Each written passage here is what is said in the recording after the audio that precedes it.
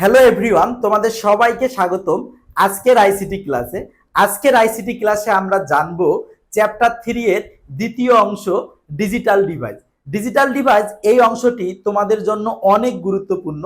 প্রত্যেক বছর এখান থেকে পরীক্ষায় সিকিউ ও এমসিকিউ কোশ্চেন হয়ে থাকে। এই প্লেলিস্টে আমি ডিজিটাল ডিভাইসের সবগুলো বিষয়ের উপর ধারাবাহিকভাবে ক্লাস নিয়েছি এবং প্রত্যেক বিষয়ের উপর পরীক্ষায় কিভাবে সিকিউ ও এমসিকিউ কোশ্চেনগুলো হয়ে থাকে সেগুলো প্রত্যেক বিষয়ের সাথে সাথেই তোমাদেরকে একটি পরিষ্কার ধারণা দেওয়া হবে। দেখো, যে কোনো বিষয় শেখার আলটিমেট উদ্দেশ্য হচ্ছে বেসিক স্ট্রং করার পাশাপাশি সেই বিষয়গুলো থেকে পরীক্ষায় কিভাবে সিকিউ ও এমসিকিউ কোশ্চেন হয়ে থাকে সেই সম্বন্ধে কি ধারণা পাওয়া। আমার এই ক্লাসগুলো তোমাদের বেসিক স্ট্রং করার পাশাপাশি সব থেকে বেশি সাপোর্ট দিবে এক্সামে।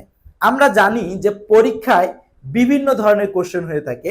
এই কোশ্চেনগুলোর মধ্যে তোমাদের দুই ধরনের ফিল হতে পারে, যে কিছু কোশ্চেন তোমাদের কাছে সহজ বা কমন মনে হতে পারে এবং কিছু কোশ্চেন একটু জটিল বা ঘুরানো বা একদমই আনকমন মনে হতে পারে। দেখো, এই কমন বা সহজ কোশ্চেনগুলো মোটামুটিভাবে সবাই অ্যান্সার করে আসে, আর যে কোশ্চেনগুলো তোমার কাছে জটিল বা আনকমন মনে হয় সেই কোশ্চেনগুলো কেন জটিল বা আনকমন মনে হয় সেটি মূলত যে বিষয়ের উপর ডিপেন্ড করে যে তুমি যে বিষয়টি শিখতেছো সেই বিষয়ে তোমার শেখা বা জানার উপর গভীরতা কতটুকু। দেখো, আমি এই ক্লাসগুলোকে ধারাবাহিকভাবে এমনভাবে সাজিয়েছি যে এক্সামে তোমাদের কোশ্চেন যেভাবেই আসুক না কেন, কমন আসলে তো তুমি পারবাই, এবং যদি কোশ্চেনটি তোমার কাছে জটিলও মনে হয় তাহলে তুমি তোমার বেসিক এবং জানার গভীরতা এই দুইটিকে সমন্বয় করে পরীক্ষায় শতভাগ অ্যান্সার করে আসতে পারবে ইনশাআল্লাহ। এখন আমরা এই ডিজিটাল ডিভাইস এই অংশে যে বিষয়গুলো শিখব সেগুলো একটু জানবো। সেগুলো হলো ডিজিটাল ডিভাইস কি, বুলিয়ান অ্যালজেব্রা, সত্যক সারণী, ডি মর্গানের উপপাদ্য, logic gate, encoder, decoder, adder, flip flop, register ও কাউন্টার। আমি যে বিষয়গুলোর কথা বললাম এই প্রত্যেকটি বিষয়ের উপর আমি ধারাবাহিকভাবে বিস্তারিত ক্লাস নিছি। আজকের এই ডিজিটাল ডিভাইসের ইন্ট্রোডাকশন ক্লাসে আমরা এই প্রত্যেকটি বিষয় সম্বন্ধে একটি প্রাথমিক ধারণা নিব।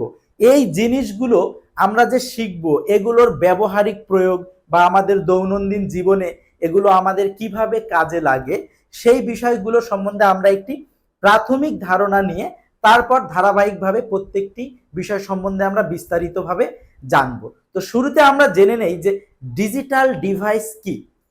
ডিজিটাল সার্কিট দিয়ে তৈরি যন্ত্রপাতিকে ডিজিটাল ডিভাইস বলে, অর্থাৎ যে সকল ডিভাইস ডিজিটাল সার্কিট দিয়ে তৈরি ওই ডিভাইসগুলোকেই ডিজিটাল ডিভাইস বলে। এখন ডিজিটাল সার্কিট বিষয়টা আমরা বুঝবো।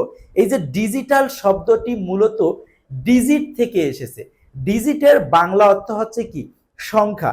ডিজিট বলতে এখানে মূলত বাইনারি ডিজিট 0 ও 1 কে বোঝানো হয়েছে, অর্থাৎ যে সকল সার্কিটে 0 ও 1 এর ভিত্তিতে সকল কাজ সম্পন্ন হয়ে থাকে ওই সার্কিটগুলোকেই মূলত ডিজিটাল সার্কিট বলা হয়। আর এই ডিজিটাল সার্কিট দিয়ে যে যন্ত্রপাতিগুলো তৈরি করা হয় সেগুলোই হচ্ছে আমাদের কি ডিজিটাল ডিভাইস। অথবা তোমরা ডিজিটাল ডিভাইসের সংজ্ঞাটি এভাবেও বলতে পারো, যে সকল যন্ত্রপাতিতে ডিজিটের মাধ্যমে সকল কার্য সম্পন্ন হয়ে থাকে ওই যন্ত্রপাতিগুলোকেই ডিজিটাল ডিভাইস বলা হয়। দেখো, কোন ডিভাইসগুলো ডিজিটাল? আমরা এই যে আমাদের দৈনন্দিন জীবনে অন্যতম হচ্ছে কি মোবাইল এবং ল্যাপটপ। এই মোবাইল এবং ল্যাপটপ এগুলো হচ্ছে কি ডিজিটাল ডিভাইস। এর বাহিরেও আরো আছে, আইপ্যাড হতে পারে, ট্যাব হতে পারে, digital camera, smart watch, calculator, television, এই সবগুলোই কিন্তু হচ্ছে কি ডিজিটাল ডিভাইস। তো এখন আমরা একটু গভীর থেকে জানবো যে কিভাবে ডিজিটাল ডিভাইসে ডিজিটের মাধ্যমে সকল কার্য সম্পন্ন হয়ে থাকে। এই বিষয়টি যদি আমরা বুঝতে পারি তাহলে এই যে বুলিয়ান অ্যালজেব্রা অথবা লজিক গেট বা এনকোডার বা ডেকোডার বা অ্যাডার এই সবগুলো সম্বন্ধে আমরা আর একটু ক্লিয়ারলি কি পাবো, ধারণা পাবো। বাইনারি সংখ্যা আবিষ্কার হওয়ার পর জর্জ বুল নামে একজন ভদ্রলোক, উনি এক ধরনের অ্যালজেব্রা আবিষ্কার করেন। আর এই অ্যালজেব্রাটির নামই হচ্ছে কি বুলিয়ান অ্যালজেব্রা। অর্থাৎ জর্জ বুল বাইনারি সংখ্যা আবিষ্কার হওয়ার পর এক ধরনের অ্যালজেব্রা আবিষ্কার করছিল, সেই অ্যালজেব্রার নাম হচ্ছে কি বুলিয়ান অ্যালজেব্রা। এই বুলিয়ান অ্যালজেব্রাতে মাত্র দুইটি অঙ্ক ব্যবহার করা হতো। অঙ্ক দুটি হচ্ছে 1 এবং 0। অর্থাৎ তোমাদের এমসিকিউতে আসতে পারে বুলিয়ান অ্যালজেব্রার অঙ্ক কয়টি? বুলিয়ান অ্যালজেব্রার অঙ্ক হচ্ছে দুইটি। কি কি? 1 এবং 0। এই বুলিয়ান অ্যালজেব্রাটি মূলত লজিকের সত্য এবং মিথ্যা এই দুই স্তরের উপর ভিত্তি করে রচিত। কথাটি আমি আবারও বলতেছি, এই বুলিয়ান অ্যালজেব্রাটি মূলত লজিকের সত্য এবং কি মিথ্যা এই দুই স্তরের উপর ভিত্তি করে রচিত। অর্থাৎ এই যে বাইনারি 1 দ্বারা লজিকের সত্য অথবা সিগন্যালের উপস্থিতি অথবা হাই ভোল্টেজ অথবা আমাদের অন বুঝাইতো। অর্থাৎ এই যে বাইনারি 1 কে বুলিয়ান অ্যালজেব্রার লজিকের সত্য প্রমাণ করতো। অর্থাৎ বাইনারি 1 আমাদের বুলিয়ান অ্যালজেব্রায় লজিকের সত্য হিসাবে ব্যবহার করা হতো। আর এই লজিকের সত্য বলতে আমরা যে বিষয়গুলো বুঝবো, সিগন্যালের উপস্থিতি অথবা হাই ভোল্টেজ অথবা অন। আর এই সিগন্যালের উপস্থিতি বলতে সার্কিটগুলোতে 2 ভোল্ট থেকে প্লাসের 5 ভোল্টকে বোঝানো হয়। অপরদিকে বাইনারি 0 দ্বারা আমাদের লজিকের মিথ্যা অথবা সিগন্যালের অনুপস্থিতি অথবা লো ভোল্টেজ অথবা অফ এই বিষয়গুলো বোঝানো হয়। এবং এটি বোঝানোর জন্য ভোল্টেজ হিসাবে 0 থেকে প্লাসের 0.8 ভোল্টেজকে সংজ্ঞায়িত করা হয়। তো আমরা এই যে বাইনারি 1 এবং 0 এই দুইটাকে এখন বুলিয়ান অ্যালজেব্রায় তাহলে কিভাবে জানবো? তাহলে 1 হচ্ছে আমাদের কি লজিকের সত্য এবং 0 হচ্ছে কি লজিকের মিথ্যা। এই যে বাইনারি 1 এবং 0 কে যখন লজিকের সত্য এবং মিথ্যাতে কনভার্ট করা হয়েছে, তখন থেকে কম্পিউটারের সমস্ত গাণিতিক ও যুক্তিমূলক কাজগুলো বুলিয়ান অ্যালজেব্রার সাহায্যে করা হতো। তাহলে এই যে বুলিয়ান অ্যালজেব্রার বিভিন্ন ধরনের গাণিতিক ও যুক্তিমূলক কাজগুলো কম্পিউটারের সাহায্যে করার জন্য আরেকটি বিষয়ের প্রয়োজন হয়, সেটি হচ্ছে কি ডিজিটাল লজিক গেট। এই লজিক গেটগুলো মূলত ট্রানজিস্টর, ডায়োড বা ক্যাপাসিটর দ্বারা তৈরি।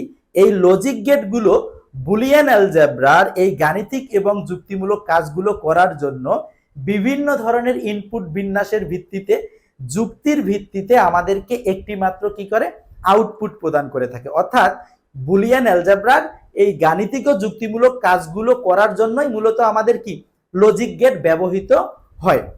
এখন আমরা এই ডিজিটাল ডিভাইসগুলোতে প্রায় একটি শব্দ শুনে থাকি, সেটি হচ্ছে কি আইসি। আইসি এর পূর্ণরূপ হচ্ছে ইন্টিগ্রেটেড সার্কিট।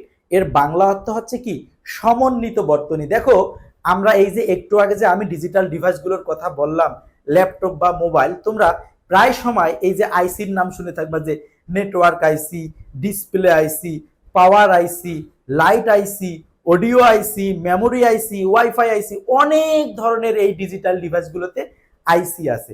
এই আইসি মূলত হচ্ছে আমাদের একটি কি সমন্বিত বর্তনী, যেখানে প্রায় 1 থেকে 10 লক্ষ লজিক গেট একত্রে কি করা হয় ব্যবহার করা হয়। অর্থাৎ প্রায় 10 লক্ষ লজিক গেট একত্রে ব্যবহার করে এই আইসি গুলো কি করা হয় তৈরি করা হয়। এই যে আমরা মোবাইল ফোনের সাহায্যে এট এ টাইমে বিভিন্ন ধরনের কাজ করে থাকি, এই কাজগুলো কিন্তু আইসি এর দ্বারা কি হয়ে থাকে। অর্থাৎ আইসিতে বিভিন্ন কমান্ডের ভিত্তিতে আমরা এই ডিজিটাল ডিভাইসগুলোতে এট এ টাইমে মাল্টিটাস্কিং কি করে থাকি কাজগুলো করে থাকি। তাহলে আমরা মোটামুটি ভাবে ডিজিটাল ডিভাইস, বুলিয়ান অ্যালজেব্রা এবং লজিক গেট সম্বন্ধে একটি প্রাথমিক ধারণা জানলাম। এখন আমরা যে বিষয়টি সম্বন্ধে জানবো সেটি হচ্ছে সত্যক সারণী। সত্যক সারণী মূলত হচ্ছে এই যে লজিক গেটের বিভিন্ন ইনপুট এবং আউটপুটের মধ্যে যে সম্পর্ক, এইটাকে একটা টেবিলের মাধ্যমে দেখানো। এরপর আমরা যে বিষয়টি বুঝবো সেটি হচ্ছে যে এনকোডার ও ডেকোডার। দেখো এই যে আমরা যখন কিবোর্ডের সাহায্যে বিভিন্ন ধরনের ইনপুট নিয়ে থাকি, এই ইনপুটকৃত ডেটাগুলো কিন্তু আমাদের প্রসেসর বা সিপিইউ বুঝতে পারে না। এই ইনপুটকৃত ডেটাগুলোকে বাইনারিতে কনভার্ট করার জন্য আমাদের এনকোডার নামক এক ধরনের ডিজিটাল ইলেকট্রনিক সার্কিট ব্যবহার করা হয়। এই এনকোডারও মূলত কিন্তু কি লজিক গেটের সমন্বয়ে তৈরি। এখন এই যে ডেটাগুলো আমরা ইনপুট নেওয়ার পর প্রসেস করলাম, এই প্রসেসকৃত ডেটাটাকে যখন আমরা আউটপুটে পাঠাবো তখন আমাদের ডেকোডার নামক আরেকটি ডিজিটাল ইলেকট্রনিক সার্কিট বা ডিভাইস এটি আমাদের কি করে, এই ইনপুটকৃত প্রসেসকৃত বাইনারিগুলোকে আবার পূর্বের অবস্থায় ফিরিয়ে আনে। অর্থাৎ এনকোডার যা করে ডেকোডারটার উল্টা কাজটুকু করে। এরপরে আমরা যে বিষয়টি সম্বন্ধে একটু ধারণা নিব সেটি হচ্ছে কি অ্যাডার।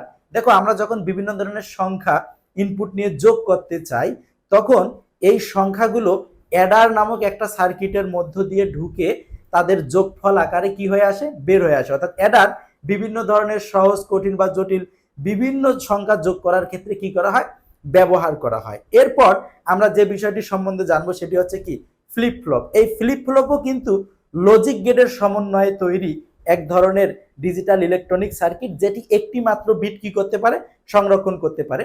ধারাবাহিক ক্লাসগুলোতে আমি এই ফ্লিপ ফ্লপ, অ্যাডার বা লজিক গেট এগুলো সম্বন্ধে কিন্তু বিস্তারিতভাবে আলোচনা করব। এখন তোমাদেরকে জাস্ট একটি প্রাথমিক ধারণা দেওয়া হচ্ছে।